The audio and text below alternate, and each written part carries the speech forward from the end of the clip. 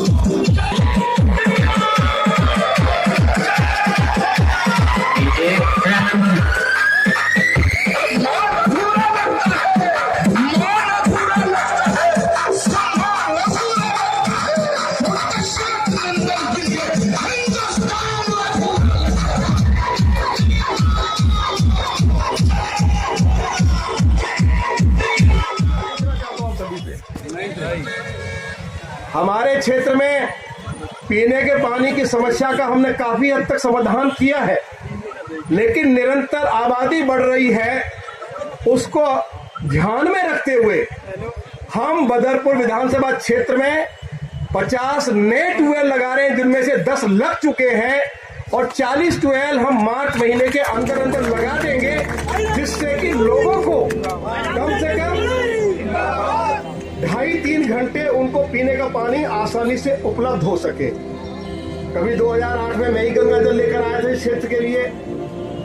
मेरे 2008 में चुनाव हारने के बाद बदरपुर विधानसभा क्षेत्र में डीटीसी की बस बंद हो गई। आज आपको इस बात को जानकर खुशी होगी कि यदि मैंने चुनाव से पहले वायदा किया था कि हम चुनाव जीतने के बाद डीटीसी की बस चलाएंगे, जबकि सरकार के पास डीटीसी की बस नहीं थी, उनके पास डीटीसी की बसों की कमी है। अभी और सरकार 1000 डीटीसी की बसें खरीद रही है और बाद में भी खरीदने का कार्यक्रम है। लेकिन जब डीटीसी की बसों की कमी थी दिल्ली में, उस हालात में हमने इसी मीठापुर चौक से एक डीटीसी की बस का रूट नई दिल्ली रेलवे स्टेशन तक चालू किया है। दूसरा हमने नेहरू पैलेस होते हुए ऑल इंडिया मेडिकल इंस्टीट्यूट होते हुए आईएनए मार्केट तक शुरू किया है और तीसरा रूट हमने मीठापुर चौक से बदरपुर मेट्रो स्टेशन तक और मेट्रो स्टेशन से मीठापुर चौक तक डीटीसी की बस चक्कर लगाती रहे, तो वो व्यवस्था की है। और इन डीटीसी की बसों में महिलाओं के लिए मुफ्त सफर की व्यवस्था है, तो उसका फायदा जरूर उठाना चाहिए हमारी महिलाओं को। मैं आपसे आग्रह करने के लिए आया हूँ। और अभी जब और नई डीटीसी की बसें आ रही हैं, तो मैं आनंद विहार के लिए भी और फिर ये जो हमारा कालिंदी कुंज रोड है, इस पे आखिर में भी एक डीटीसी की बस वहां से भी हम चलाएं। इधर हमारा जो सौरभ विहार की तरफ अगर सड़क चौड़ी है, वहां से भी हम एक डीटीसी के बस का नया रूट शुरू करें। वैसे तो अभी भी डीटीसी की बस वहां से जाती है, तो दो नए डीटीसी के बस रूट और भी हम शुरू करेंगे। हमारे क्षेत्र में 13 स्थान ऐसे थे जहां बिजली की बहुत किल्लत थी, डिम लाइट आती थी। अभी तक हमने 8 बिजली के ट्रांसफार्मर लगाए हैं। जो 5 स्थान बचे हैं, उनमें भी हम मार्च महीने तक हम वो जो बिजली की जो समस्या है डिम लाइट की, उसको मार्च के अंदर अंदर समाप्त कर देंगे। उसके लिए भी हम तेजी से उसके लिए कार्य कर रहे हैं। पिछले 6 सालों में कभी राशन कार्ड नहीं बना। हमने इन पिछले 5-6 महीनों में 4500 राशन कार्ड बनवा कर दिए हैं। कुछ लोग सवाल उठाते थे, रामवीर बिधूरी ने कहा कि ये 6 लेन का हाईवे बनेगा, क्या हुआ?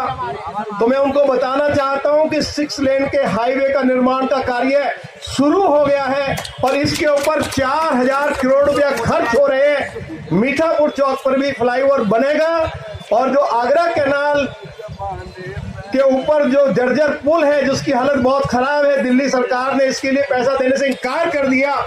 भारत के परिवहन और सड़क मंत्री आदरणीय नितिन गडकरी साहब ने इसके लिए भी अलग से 54 करोड़ रुपया दिया है, लेकिन यह कार्य अगले 2-2.5 साल में जाके पूरा होगा। ऐसी कोई भी व्यवस्था किसी के पास नहीं है कि इतने बड़े प्रोजेक्ट को महीने 20 दिन में पूरा किया जा सके। क्या किया जा सकता कभी? तो यह कार्य हमारा शुरू हो गया है। चुनाव से पहले मैं जब कहता था कि भारत के प्रधानमंत्री आदरणीय नरेंद्र मोदी जी के प्रति आभार व्यक्त करो कि ये जो पावर हाउस की 885 एकड़ जमीन है, इस जमीन के ऊपर दुनिया का सबसे बड़ा इको पार्क बनाया जा रहा है।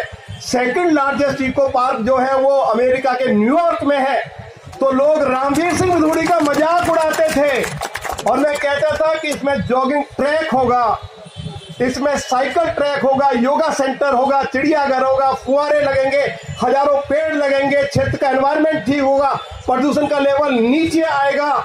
यहाँ पे जो देश विदेश से लोग इस इको पार्क को देखने के लिए आएंगे, एक हेलीपैड भी बनाया जाएगा कि लोग हेलीकॉप्टर से आ सकें। और सबसे बड़ी बात यह होगी कि हमारे क्षेत्र के हजारों बच्चों को इस 885 एकड़ जमीन पर जहां सबसे बड़ा इको पार्क बनाया जा रहा है, रोजगार मिलेगा। ये हमारे लिए सबसे बड़ी बात, अच्छी बात है। आप मुझे बताइए, जब पावर हाउस चलता था तो आपके घरों के ऊपर राखी गिरती थी या नहीं गिरती थी? लोग शिकायत करते थे, नहीं करते थे? अब आदरणीय मोदी जी दुनिया का सबसे बड़ा इको पार्क जो आप सभी ने हमारे माध्यम से उनसे आग्रह किया, उन्होंने हमारी प्रार्थना स्वीकार करी, तो हमें आदरणीय नरेंद्र मोदी जी का धन्यवाद करना चाहिए, नहीं करना चाहिए? तो नारा लगाओ मेरे साथ, देश के लोकप्रिय प्रधानमंत्री आदरणीय नरेंद्र मोदी जी। आवाज थोड़ी सी जरा, क्या? नरेंद्र मोदी जी। तो इतना बड़ा कार्य हो गया है। आप गए हैं कभी देखने के लिए? कौन कौन गए? जरा हाथ उठाओ। काम हो रहा है ना? गवाही दे दी आप लोगों ने। अभी लोग कहते रहते हैं रामवीर सिंह भदौड़ी झूठिस्तान रेडियो है, कहीं कोई काम नहीं हो रहा। तो उनको भी उन हमारे मित्रों को भी ले जाकर दिखाओ, और उनको भी मेरी सलाह है कि अगर उनके पास जमीन का टुकड़ा हो तो बेचे ना। अगर आज जमीन की कीमत हमारे क्षेत्र में 30,000 50,000 रुपया गज है, तो अगले 2-3 साल के बाद जमीन की कीमत 2 लाख 2.5 लाख रुपए गज होगी। ये जरा बता दो। जब मैं ये प्रेम प्रधान जी बैठे हैं, झा जी बैठे हैं, जब मैं 93 में जीता था, जब मैं ये कहता था, हमारे बैठे पंडित जी, कि भाई आपकी जमीन कम से कम 1 लाख रुपए गज बिकेगी, मैं जो विकास के कार्य करूंगा जमीन की कीमत बढ़ेगी, भैया अपनी जमीन मत बेचना बस। तो लोग मेरा मजाक उड़ाते थे। तो बताओ फिर जमीन की कीमत बढ़ी नहीं बढ़ी क्षेत्र में? और जब ये 6 लेन का हाईवे बनेगा, इसके दोनों तरफ पेड़ लग जाएंगे, हरियाली दिखाई देगी, इको पार्क बन जाएगा, भरपूर लोगों को पीने का पानी मिलेगा, 24 घंटे बिजली मिलेगी, सीनियर सेकेंडरी स्कूल खोले जा रहे हैं। और आज श्रीमती अनामिका सिंह जो हमारी मेयर है, उनके प्रयासों से सौरभ विहार में आज 2.25 एकड़ जमीन में पार्क के निर्माण का कार्य भारत के मंत्री श्री आर.के. सिंह जी अपने कर कमलों के द्वारा करने जा रहे हैं। तो ये हमारे लिए खुशी की बात है या नहीं है? उनके प्रयासों से डिस्पेंसरी बनकर तैयार हो गई है, जिससे कि हमारे क्षेत्रवासियों को उनका निःशुल्क इलाज हो सके। आज डिस्पेंसरी का भी उद्घाटन हमारे केंद्रीय मंत्री श्री आर.के. सिंह जी करने जा रहे हैं। तो ये खुशी की बात है या नहीं है? और अभी मैंने ये केवल मीठापुर चौक से मोलरबन सीनियर सेकेंडरी स्कूल रोड मैंने डेंस कारपेट किया है, अच्छा बनाया ना रोड। अब इसको मैं इसी महीने के अंदर अंदर जैतपुर मोड़ से लेके मीठापुर चौक से होते हुए और जैतपुर गांव तक बना रहा हूं। लोग आके देखेंगे कि जैसी सड़क प्रधानमंत्री जी के घर के बाहर बनी हुई है, वैसी सड़क आपके क्षेत्र में भी हम बनाकर दे रहे हैं। तो ये कार्य भी हम शुरू कर रहे हैं। हमारे क्षेत्र में पार्कों की बहुत कमी थी। हम चाहते थे कि हमारे बच्चों के लिए hockey, cricket, volleyball, football, kabaddi खेलने के लिए स्थान नहीं था, उनकी सेहत ठीक रहे। आज हम पूरे बदरपुर विधानसभा क्षेत्र में लगभग 6 बड़े बड़े पार्क हम विकसित कर रहे हैं। मेरा जहां ऑफिस है मूलबंद एक्सटेंशन में, वहां 2 पार्क हम विकसित कर रहे हैं। एक को तो हम उसका ट्रैक बना रहे हैं, वॉकिंग ट्रैक बोलते हैं ना, वो अभी आधा बन गया है। वहाँ बेंचेज लगाएंगे, पेड़ लगाएंगे, घास लगाएंगे, वहाँ ओपन जिम लगा रहे हैं। और लगभग 5 एकड़ जमीन पर दिल्ली की जो हमारी दक्षिण दिल्ली की जो मेयर है श्रीमती अनामिका सिंह, उनके सहयोग से लगभग और 5 एकड़ जमीन पर भी हम बच्चों के लिए खेल का मैदान और पार्क विकसित कर रहे हैं, पेड़ लगा रहे हैं। तो जब क्षेत्र में पेड़ दिखाई देंगे, हरियाली दिखाई देगी, तो फिर अच्छा लगेगा या नहीं लगेगा? हमारे बच्चे बेचारे घरों में बैठे रहते हैं, वो सड़क पर जाकर अब हॉकी, क्रिकेट, वॉलीबॉल नहीं खेल सकते थे। हम तो बचपन में खेल लेते थे, लेकिन आज इतना ट्रैफिक रहता है। तो हमारे बच्चों की सेहत तो तभी ठीक रहेगी ना जब उनको पूरा भरपूर खेलने का अवसर मिलेगा, उनकी सेहत ठीक रहेगी। और जो हमारे बुजुर्ग हैं, कई बार उनका दिल घर में बेचारे रहते हैं, तो बच्चे भी कहने लगते हैं कि बाबा सारे दिन घर में ही रहते हो, जाओ तो थोड़ा बाहर कहीं जाके टहल लो। तो बाबा जाए तो जाए कहाँ?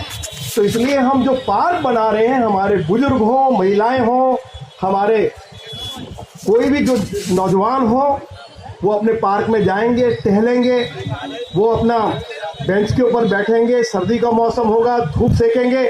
और जब धूप शरीर को मिलती है तो हड्डियां मजबूत होती हैं। जब विटामिन डी जो है खाली धूप से मिलता है, और अगर विटामिन डी की शरीर में कमी हो जाएगी तो हमारी हड्डियां कमजोर हो जाएंगी, हड्डियां कमजोर होगी तो शरीर कमजोर हो जाएगा। इसलिए हमारा इस बार सबसे ज्यादा जोर है कि हम इस क्षेत्र में कम से कम 10 ऐसे शानदार पार्क इस क्षेत्र को देकर जाएं कि आने वाली पीढ़ियां जो है वो सम्मान के साथ मेरा भी और जिन लोगों ने मुझे इस लायक बनाया वोट देकर, उनको सम्मान की नजर से देख सके। 2 बातें रामवीर सिंह बिधूड़ी ने कहा कि ओजोन हटाएंगे। ओजोन तो हट गया था। 1731 जिन कॉलोनियों को प्रधानमंत्री जी ने नियमित करने का फैसला किया, उसमें हमारी सारी कॉलोनियों का नाम है। लेकिन बाद में एक और फैसला आ गया कि साहब जो वो जोन में है अभी उनको ये मालिकाना हक नहीं मिलेगा। जब से मैं चुनाव जीता हूं, आप लोग फेसबुक पे एक्टिव रहते हैं, मैं 1 दर्जन बार 13 बार तो भारत के जो यूडी मिनिस्टर हैं उनको जाके।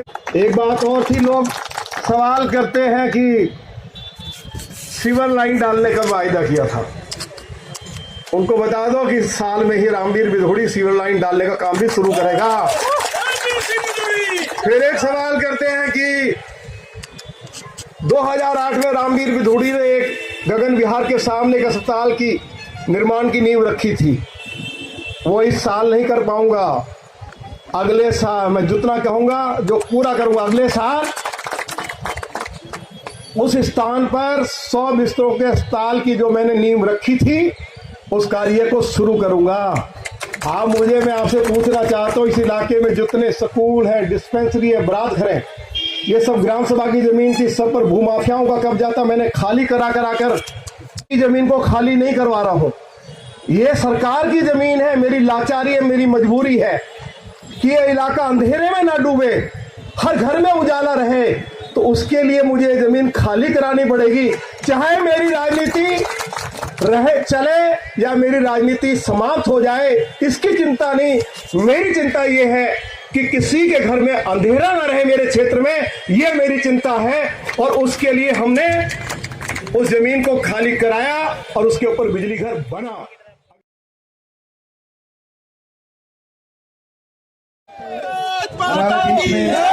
हमारे क्षेत्र के हम लोग का अभिभावक